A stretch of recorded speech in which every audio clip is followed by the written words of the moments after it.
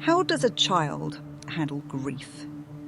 It is a question that probes the very limits of the human psyche. To wade headfirst through the suffocating mire of loss and emerge on the other side, not unchanged, for that is impossible, but perhaps unscarred. It requires a mental fortitude that the young simply do not possess. For one so small, the world is a brittle construct.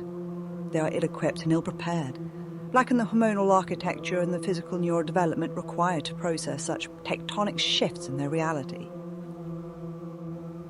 They lack the context of a long life. They're a perspective that teaches us that even in the darkest night, eventually yields to the dawn. You may be wondering, dearest listeners, why I dwell upon the weeping of children within these grim chronicles.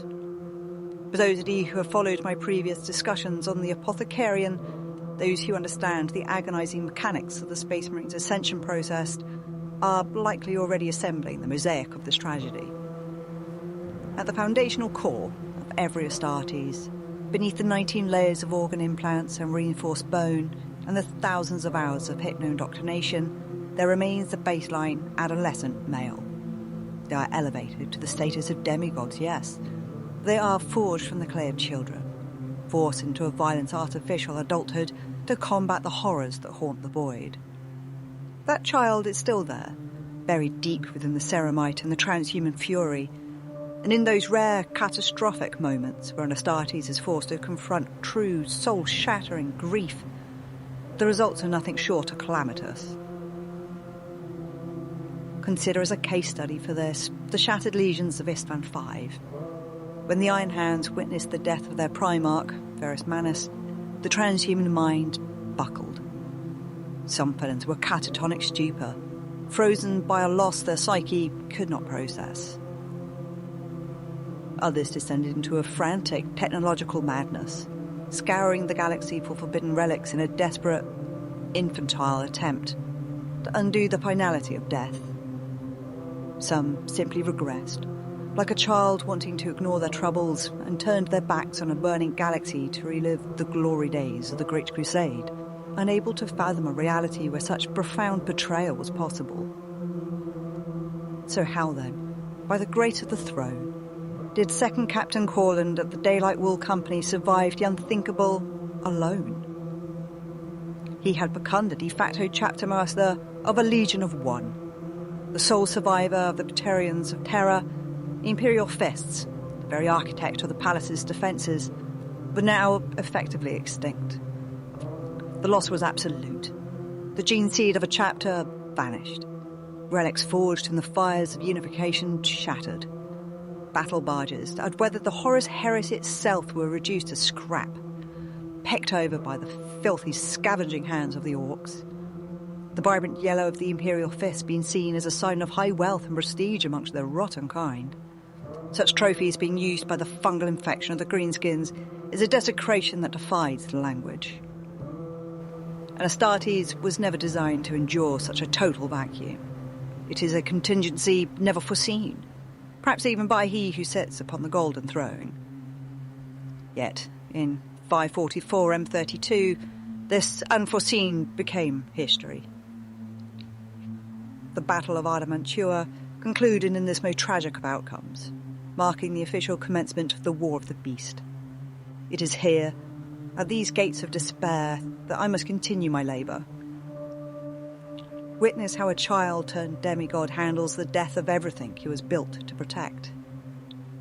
And thus I present to you my next penned work, The Breaking of the Codex Astartes, a study in the corrupted nature of power to the transhuman mind.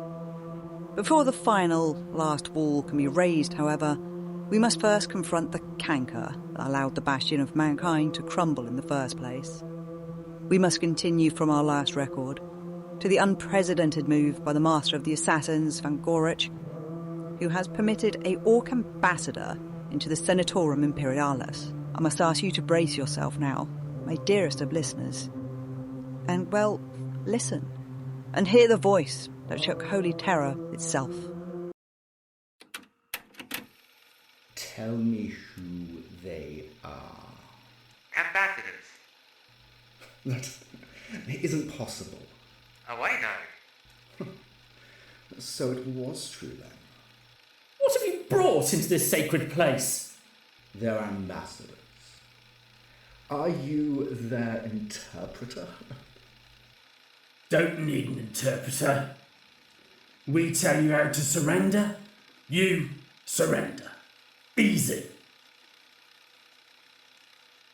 The great beast has you by the guts. Struggle, he'll rip 'em out. Surrender, you get to keep 'em. So, give up or die. Choose. What have you done? You have brought sacrilege into our midst. Holy Terra is defiled. I didn't hear your voice in dance earlier.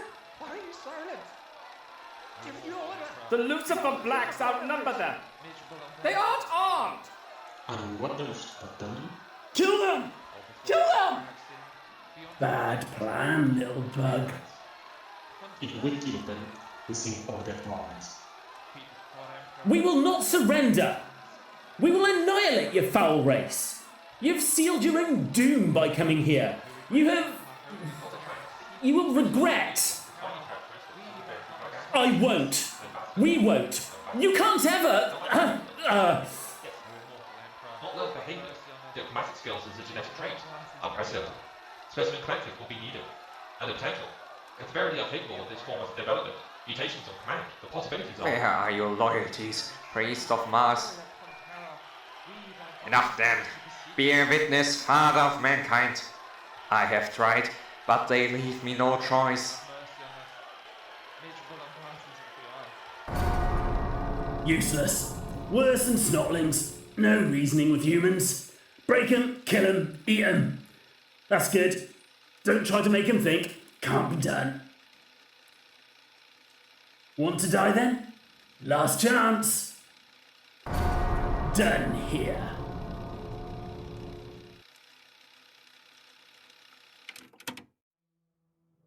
Such a recording was buried deep, and I will not ask how the serfs of my local chapter came by it, and it would be unwise to look a grox bearing gifts in the moor, even if such gifts will inevitably come with the eyes of the Inquisition now upon my scriptorum. The implications of what you just heard are clear, for the High Lord's silence during this exchange, other than the fevered hysterics, speak volumes. The High Lords have lost all control and ability to govern. It is a trial of the spirit, to remain impartial when gazing through the lens of the Logos Historita Vertia, for we are cursed with the clarity of hindsight, a luxury never afforded to those drowning in the tides of the moment. It is our sacred charge to transcribe these lost fragments and resist the seductive pull of bias. Yet the temptation is always there. But who are we, humble chroniclers of the Quill, to sit in judgment of the High 12? These are the individuals deemed the absolute zenith of our species, the stewards of the Emperor's own dominion. Yet as I delve deeper into the dust-choked archives and hear the echoes of that era, I am met with a hollow ringing silence. To witness the nothingness offered by these 12 during the Imperium's most agonizing hour of need is to look into a void where leadership should have been. The sheer unfathomable idiocracy at play here, the petty squabbles and paralysing indecisions while the beast shadow fell over our homeworld, it is insane. It is one thing to read of failure, it is quite another to feel the cold weight of their incompetence through time itself. We record their names, not in honour, but as a grim testament to how even the best of us can falter when the light of the Golden Throne is obscured by our own towering hubris. Mankind, it seems, above all else, desire power. One would dare to hope that we reside in a more enlightened times within our own Indomitus era, that in this, our own darkest hour since the shadow of the beast, the High Lords of Terra have deigned to peer into these very archives and acquaint themselves with the failures of their predecessors. Surely, with the galaxy split asunder, they would possess the wisdom to recognise the patterns of the past. Yet whispers of the Hexarchy crisis reach my ears even beyond the rift, suggesting that the poison of absolute power remains as potent and corruptive as ever.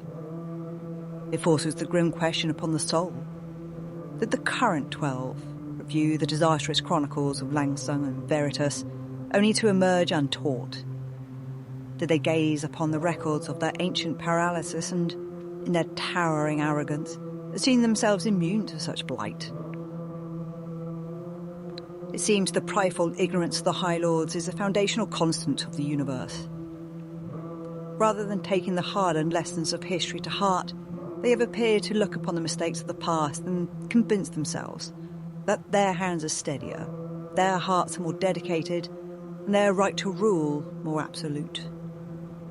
Such musings are, however, for another time.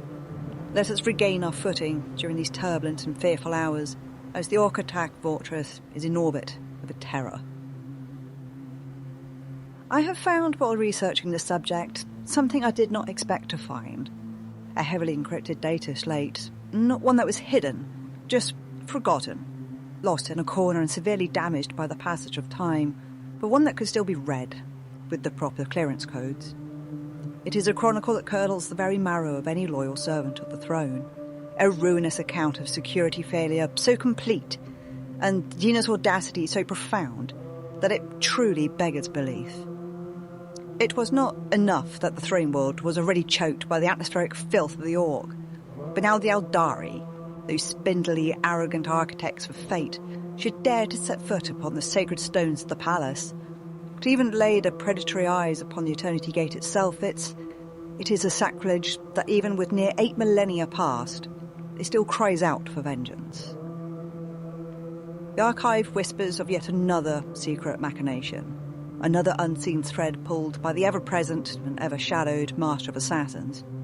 For even as the proletarian crusade, that tragic, ramshackle tide of desperate humanity hurled itself into the void in a doomed, pitiful attempt to simply drown the Orcs in sheer numbers, the Aeldari has slipped through the cracks of our fractured vigilance.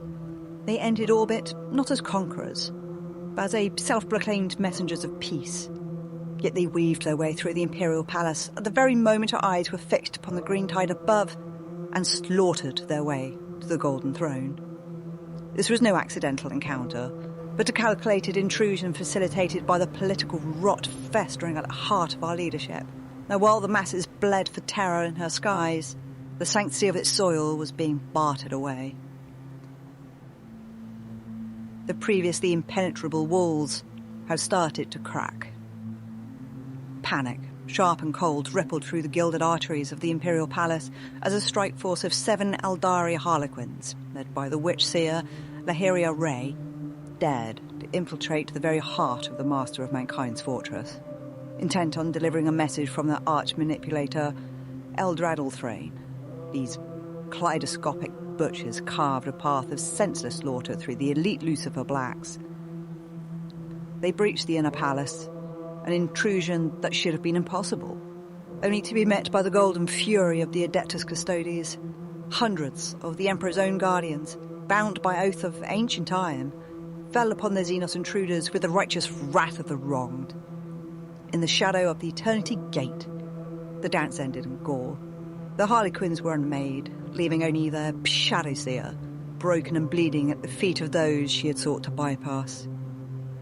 When she dared to speak of peace, while standing atop the corpses of the Emperor's servants, Captain General Verreault, rightly disgusted by the Xenos duplicity, ordered her immediate execution.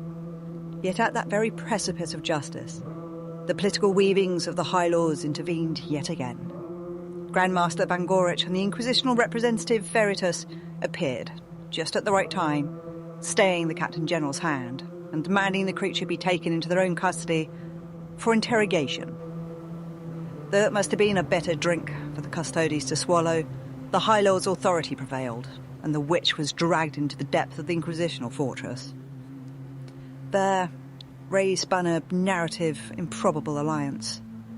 She claimed she had been sent by the aforementioned Eldradal Thrain to deliver a message to the Emperor himself. Producing a tooth of a nocturne drake, a relic she claimed was a gift from the Primarch Vulcan to her Farseer master. She spoke of the craft world's efforts to calm the turbulent warp surrounding Terra, suggesting that the craft worlders had aided our effort against the burgeoning beast. Yet we must ask ourselves, dearest listeners, what peace begins with a massacre of the palace guards? What message required the shedding of Imperial blood on the holiest ground in the galaxy? It was a gesture not of diplomacy, but of terrifying arrogance.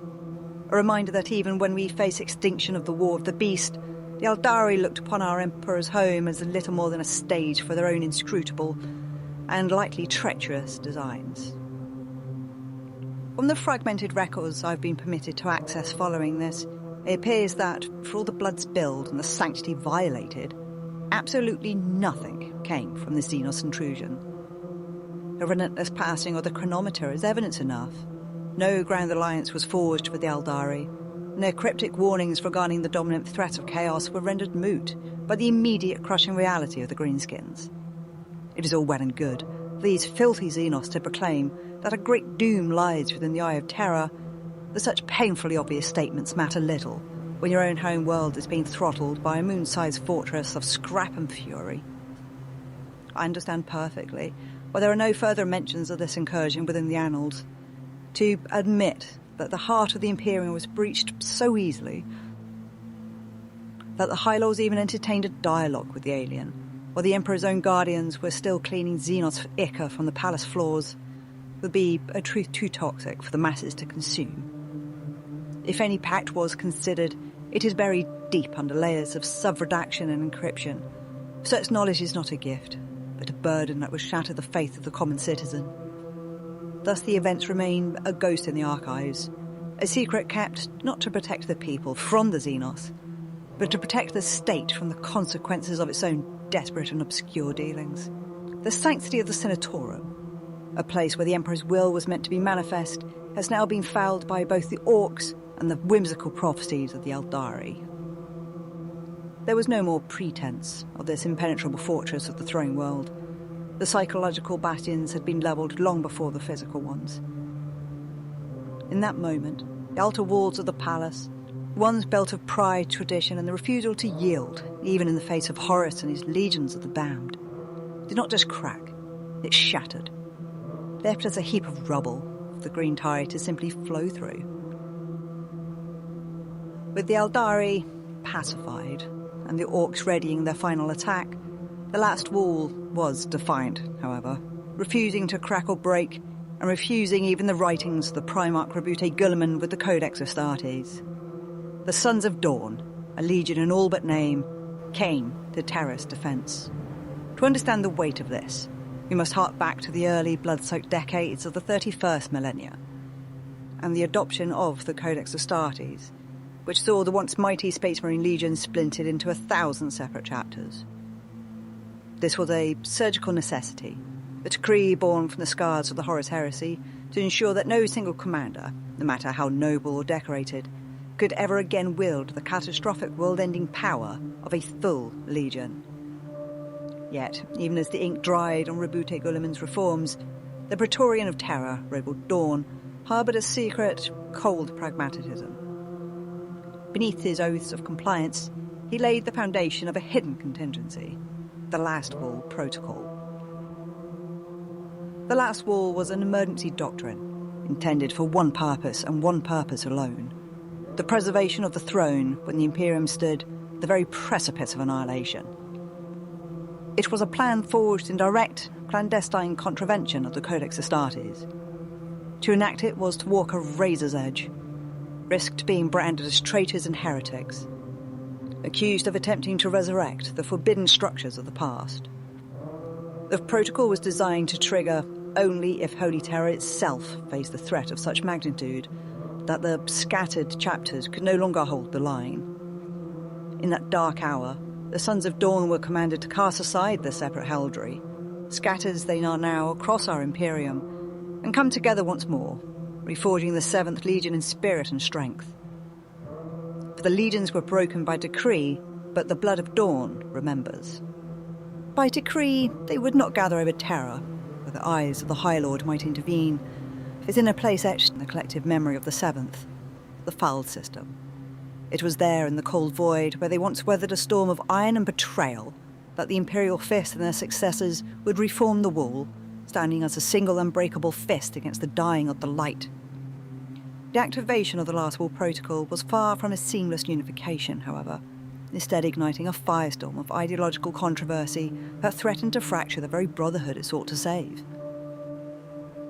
Even among the direct scions of the Seventh, the weight of Rogal Dorn's secret command felt like a profound betrayal of the foundational oaths they had lived by for millennia, leading to a palpable tension within the newly gathered host.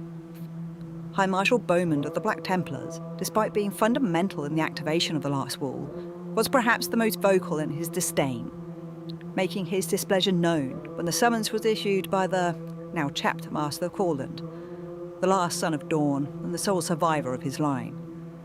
Bowman obeyed the formal call only with the greatest reluctance, for he felt that his chapter's primary and sacred duty remained the continuation of their never-ending galaxy-wide Imperial crusade, as dictated by the fiery zeal of their founder, Sigismund. In a similar vein, acting First Captain Cerberon of the Fist Exemplar viewed a protocol with a sense of tactical abhorrence, largely because his own chapter's forebear, Auric Danitalian, had been the one to finally convince a sceptical Rogal Dorn of the wisdom found within Roboute Guilliman's reforms. Despite these deep-seated misgivings and the friction between the varying interpretations of their duty, every scion of Dorn eventually understood that the War of the Beast represented the exact catastrophe for which their Primarch had designed the contingency. They were forced to confront the grim reality that the Imperium was beset by a Xenos foe likely to triumph over every other Imperial force, and that no single Astartes chapter, far-flung and isolated as they were dealing with the greenskin invasions in their new fiefdoms, and no matter how storied or brave their successors' chapters might be, they did not possess the martial weight required to stand against such a concentrated menace. This realization necessitated the joining of the old legion's bonds once more, setting aside the strictures of the Codex Astartes to form a fist capable of striking back at the heart of the beast. So it was. In the wake of the Aeldari's sacrilegious intrusion, a true beacon of hope finally pierced the gloom of the Sol system. The last wall arrived, a thunderous combined fleet of Imperial Fist successors that looked less like a coalition of desperate warriors, and more like the ghosts of a legion reborn.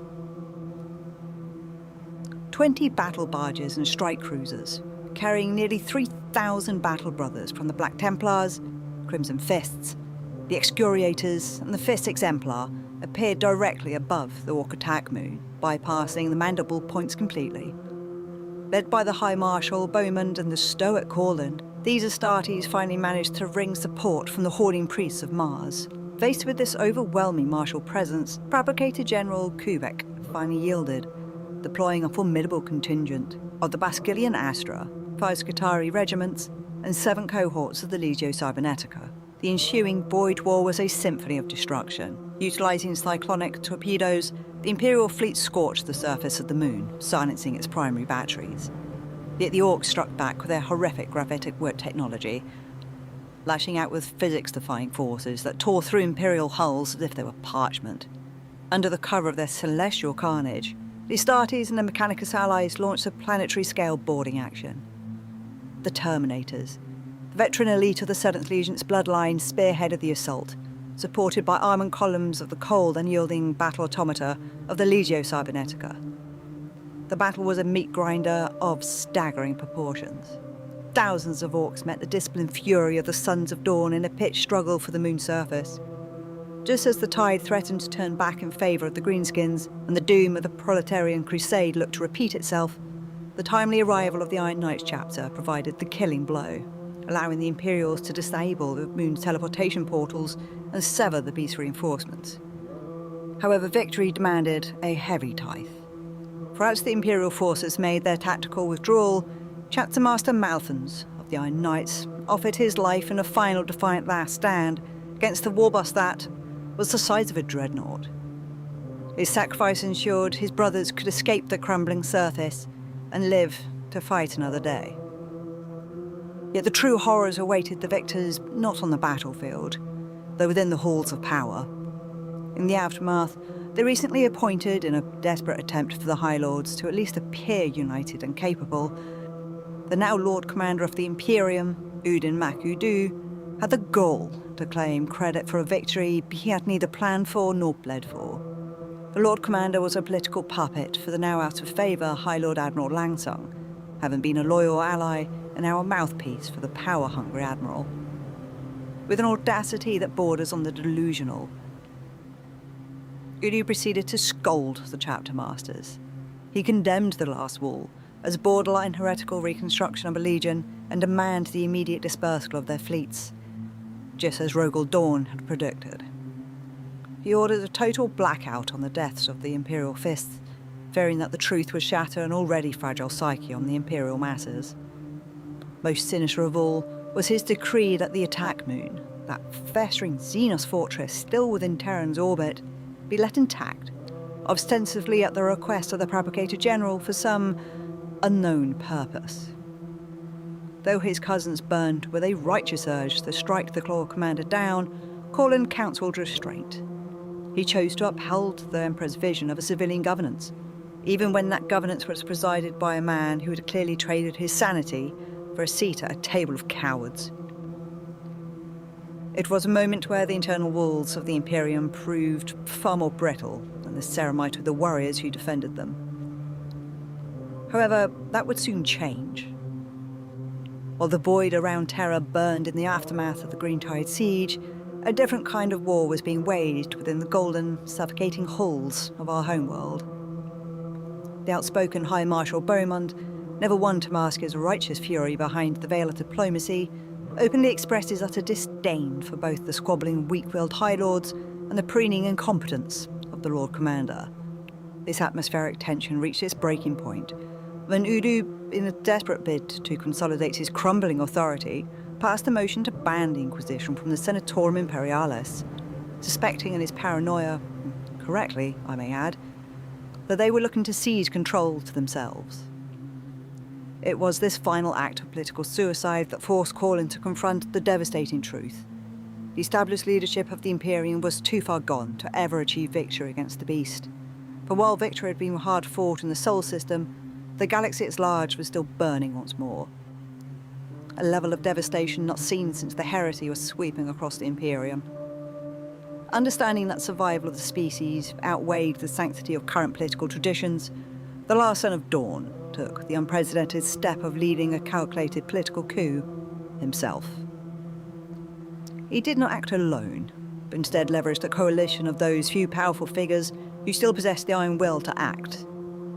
To those of you who have reviewed the previous archives in this political nightmare of constant power grabs and political backstabbing, you'll not be surprised to learn it was the ever-present, yet shadow-shrouded Grand Master of the Assassins, Draken Vangorich, leading the fore, along with the Inquisitional representative Veritus, the Lord Inquisitor Vinand, who returns to the history books after feigning her demise due to the actions of Veritus, and the stoic Grand Provost Marshal Verreault Zek of the Arbites.